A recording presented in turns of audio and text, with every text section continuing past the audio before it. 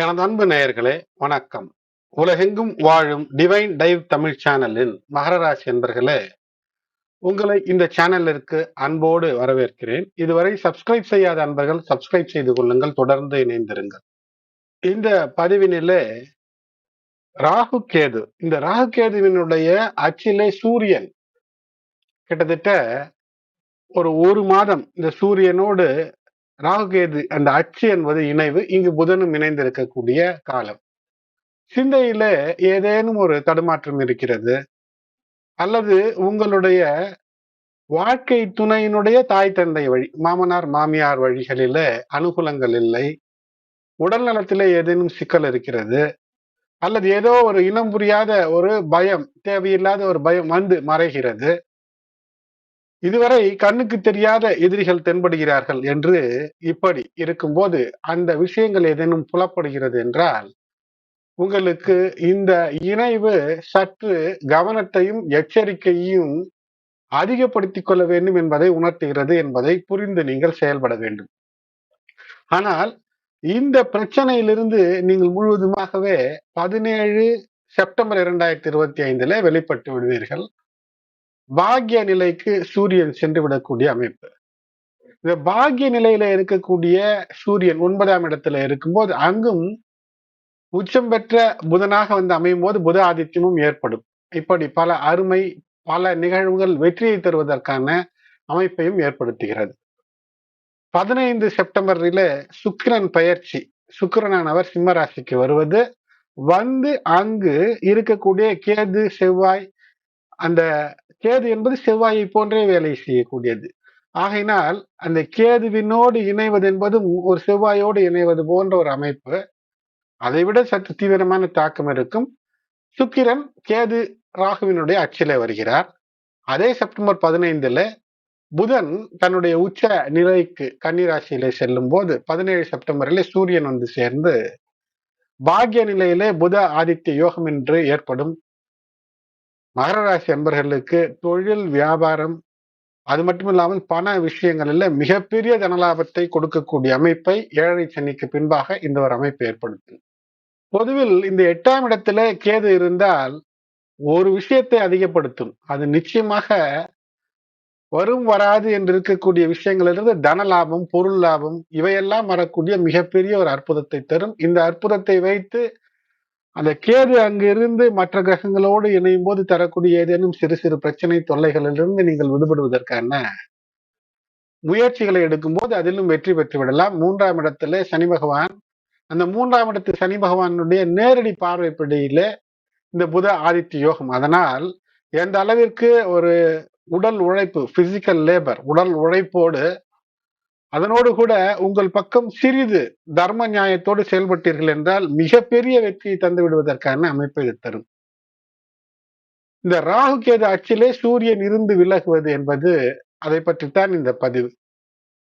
ராகு கேது பெயர்ச்சி என்பது 18 மே 2025 இருவேறு கணக்கு, திருக்கணிதம் அல்லது வாக்கியம் என்று எப்படி எடுத்தாலும் இந்த ஏப்ரல் மே 2025 பெயர்ச்சியான ராகு கேதுக்கள் இப்போது 2ஆம் இடத்திலே ராகுவாக அமர்ந்து அந்த ராகுவானவர் அற்புதங்களை உங்களுக்கு செய்கிறார்.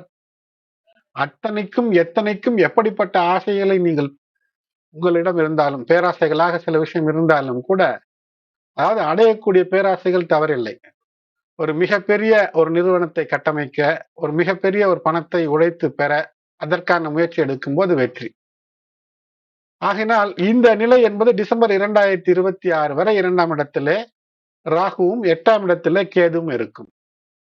இதுவரை திடீர் பயம் இருக்கிறது, திடீர் எதிரிகள் ஏற்பட்டனர் என்றால் இந்த 8 இந்த கிரகண நிலை சூரியன் புதன் இணைவு கேதுவோடு இருப்பது இந்த பிரச்சனைகளை தந்திருக்கும். இவற்றிற்கு நல்ல ஆலோசனை பெற்று செயல்படும் போது வெற்றி. சிலருக்கு சில உடல்நல பிரச்சனைகள் கூட இருந்திருக்கலாம், சிலருக்கு ரகசியமான பிரச்சனைகள் இருந்திருக்கலாம், அடுத்தவரிடம் சொல்லக்கூட முடியாத ரகசிய பிரச்சனைகள் இருந்திருக்கலாம். அது சோகமாக கூட இருக்கலாம், சிலருக்கு அதை குதூகல நிகழ்வாக கூட அமைந்திருக்கலாம். இப்படியெல்லாம் இருக்கிறது என்றால் இங்கு கவனமாக இருக்க வேண்டும். எப்படி வெற்றி பெற வேண்டும் என்ற அந்த யோசனை உங்களுக்குள் தோன்றும். அதன் அடிப்படையில மிகப்பெரிய வெற்றிகளை பெறுவதற்கான வாய்ப்பு. ஒரு சாதுவின் மனநிலை இருந்தால் போதும். ஒரு சாது என்று சொல்வதென்றால், சாது என்பது என்ன? எல்லா விஷயத்தையும் தெரிந்து, புரிந்து உடனடியாக எதிர்வினையாற்றாமல் எது நன்மையை தருமோ உங்களுக்கும், உங்களோடு இருப்பவர்களுக்கும் அந்த விஷயத்தை முன்னெடுப்பதுதான் ஒரு சாது. ஒரு சாதுவாக இருப்பவர் எப்போதுமே தவறுகளிலே சிக்கிக் கொள்வதற்கு வாய்ப்பில்லை. இறைவன் நினைத்தால் மட்டும் முடியும். அதைத்தான் விதிப்பயன் என்று சொல்கின்றோம். அது மட்டுமல்லாமல் இந்த காலகட்டம் என்பது, நான் இந்த பதிவை உங்களுக்கு தரக்கூடிய காலகட்டம் என்பது பிரபஞ்சத்தின் அமானுஷ்ய சக்திகளினுடைய விளையாட்டும் இருக்கும். பித்ருபக்ஷம் என்று சொல்லக்கூடிய உங்களுடைய பிறவிக்கு காரணமாக இருந்து மறைந்த முன்னோர்கள் உங்களுக்கு ஆசீர்வாதங்களை அள்ளித் தருவதற்கு, அல்லது யாரை நீங்கள் நினைக்க வேண்டும் என்று இருக்கிறதோ அவர்களுடைய நினைப்பை தவறுகிறீர்கள், அவர்களுடைய வழிபாடை தவறுகிறீர்கள், அல்லது அப்படி ஒருவர் இருந்தார் என்றே கூட உங்களுக்கு தெரியவில்லை என்றால், அப்படிப்பட்ட, அதாவது தாத்தா, கொள்ளு தாத்தா, எள்ளு தாத்தா, பாட்டன், பூட்டன் இவர்கள் எல்லோருக்குமே அவர்களுக்கான மரியாதையை, நினைவை போற்றக்கூடிய அமைப்பு என்பதுதான் இந்த பித்ருபக்ஷம். இந்த பித்ருபக்ஷத்தில இந்த ராகு கேதுகளுக்கு மிகப்பெரிய பங்கு இந்த வருடத்துல இருக்கிறது. இந்த 2025ல 8 செப்டம்பர் துவங்கி இந்த பித்ருபக்ஷம் துவங்குகிறது. ஆகையினால பித்ருபக்ஷத்துல உங்களுக்கு அது கடமையாக்கப்பட்டிருக்கிறது. முன்னோருக்கான திதி தர்ப்பணங்கள் எல்லாம் தர வேண்டும் என்றால், அல்லது தர தவறு இருந்தாலும் கூட மகாலய அமாவாசையிலே அந்த விஷயத்தை செய்வது என்பது மிக நல்ல பலனை தரும். இந்த காலத்திலே மறைபொருள், அதாவது ஒரு விஷயத்திலே ஒரு அர்த்தம் புரியவில்லை, எதனால் துன்பம், எதனால் இன்பம், அல்லது ஒரு விஷயம் கற்றறிந்தால், ஒரு விஷயம் தெரிந்தால் நாம் அந்த தொழிலை செய்யலாம் என்று இருக்கும்.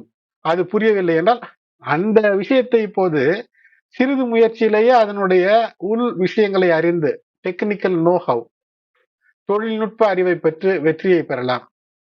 மற்றவர்களுடைய ரகசியத்தை கூட எளிதிலே கண்டுவிடக்கூடிய அமைப்பை இது தரும். பெரும்பாலும் இந்த ஜோதிடர்களாக இருக்கும் போது ஜோதிடத்தை கிரகங்களுடைய நிலைகள் இது தரும் அது தரும் என்று தெரியும். இருந்தாலும் கூட ஒரு ஜாதகத்தை பார்த்து கணிக்கும் போது இது இப்படிப்பட்ட பலனை தரும். ஏனென்றால் ஒவ்வொரு ஜாதகம் ஒரு ராசியை என்று பார்க்கும்போது அதுல பல கோடி பேர் இருப்பார்கள். ஆனால் எப்படி உங்களுடைய கை விரல் ரேகை ஒன்றாக மட்டும்தான் இருக்கிறது இந்த உலகத்தில், அதேபோல் விழித்திரை என்பது 7 லோகங்களிலும் உங்களுக்கு மட்டும் தனித்துவமாக இருக்கும்.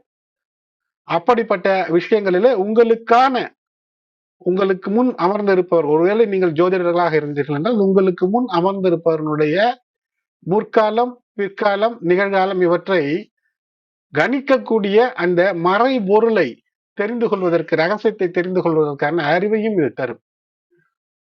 முக்கியமாக சொல்ல வேண்டும் என்றால் தொழில் வியாபார வெற்றி என்பது இருக்கும், தன லாபம் என்பது இருக்கும், பொருள் வரவு என்பது இருக்கும், நிலபலங்கள் வாங்க வேண்டும் என்றால் அது அமையும்.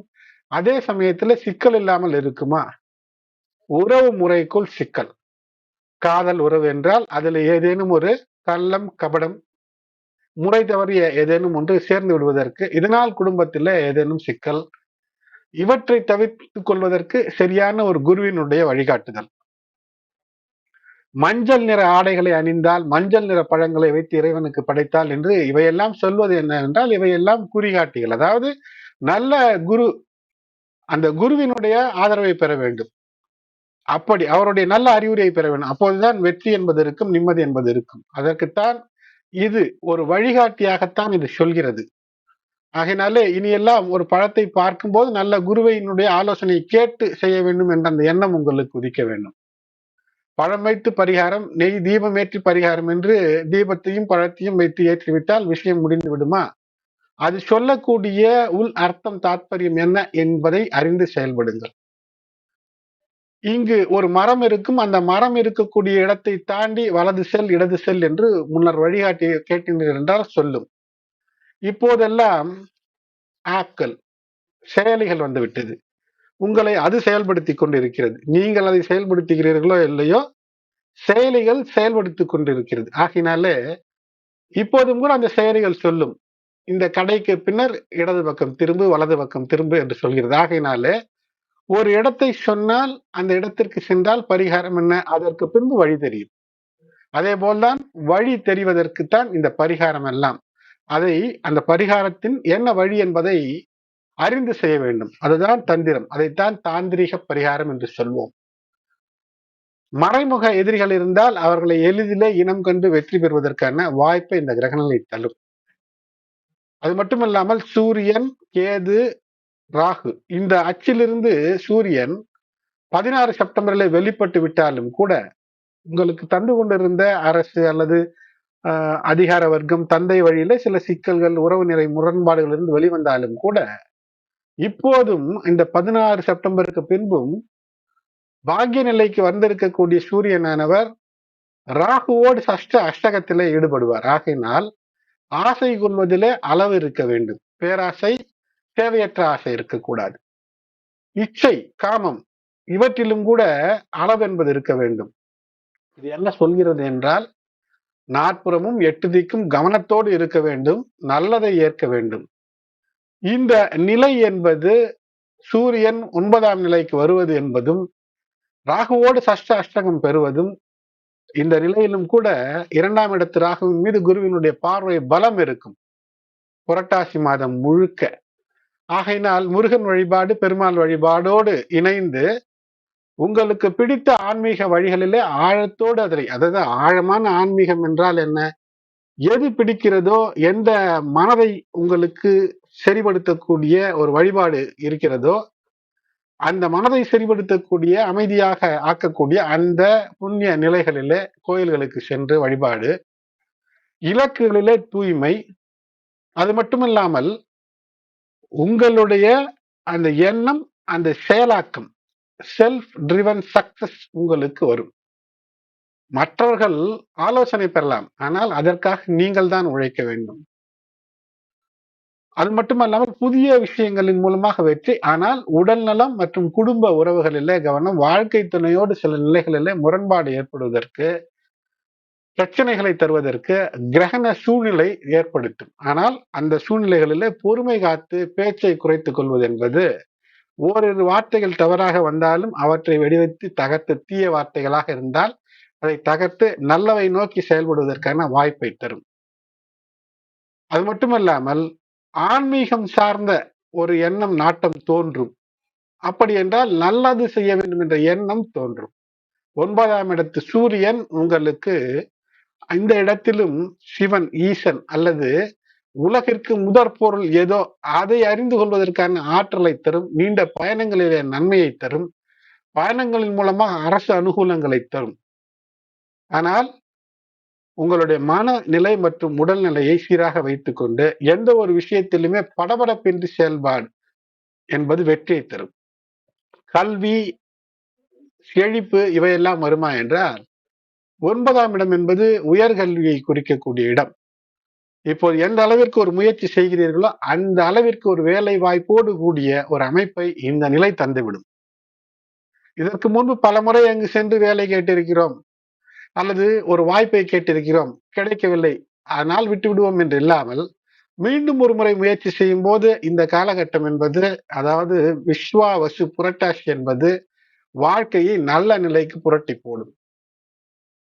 ராகு மற்றும் சூரியனுடைய அஷ்டகம் இருந்தாலும் கூட ராகுவின் மீது குருவினுடைய பார்வை பலம் என்பது நல்ல ஆலோசனையின் பேரிலே வெற்றி என்பது கிடைக்கும். உங்களுடைய குழந்தைகளின் மூலமாக, அவர்களுடைய நன்னடத்தை மூலமாக இழந்த பெருமைகளை பெறுவதற்கான வாய்ப்பையும் இது தரும். ஆகையினால் பொறுமையை கையாளுங்கள். தொழில், வியாபாரம், தனம், பணம் விஷயங்களில் வெற்றி என்பது இருக்கும். கல்வி சார்ந்த விஷயம் அல்லது உங்களுக்கு அனுகூலம் தரக்கூடிய பயணங்கள் இருக்கும். அந்த பயணங்களிலே சில ஆன்மீக பயணங்களும் இருக்கும். காதல் மற்றும் உறவு முறைகளிலே, நட்பு முறைகளிலே கருத்து பேதம் ஏற்பட்டாலும் கூட விட்டு கொடுத்து செல்லக்கூடிய மனநிலை இருந்தால் உறவுகள் கெட்டு போகாமல் இருக்கக்கூடிய அமைப்பு. உங்களுக்கு பிடித்த நல்ல மந்திரங்களை, அது எந்த மொழியிலானாலும், தமிழ், சமஸ்கிருதம் எதுவானாலும் சரி, அதை நீங்கள் அறிந்து அதனுடைய உள் அர்த்தம் அறிந்து செயல்படும் போது வெற்றி என்பது இருக்கும். அன்பு நேயர்களே, டிவைன் டைவ் தமிழ் சேனலை இதுவரை சப்ஸ்கிரைப் செய்யாமல் இருந்தீர்கள் என்றால் சப்ஸ்கிரைப் செய்யுங்கள். சில சிறப்பு பதிவுகளை இந்த சேனலிலும் நான் தொடர்ந்து தர காத்திருக்கின்றேன். ஆகையினால் தொடர்ந்து உங்களுடைய ஆதரவை நல்க அன்போடு வேண்டுகிறேன். நன்றி.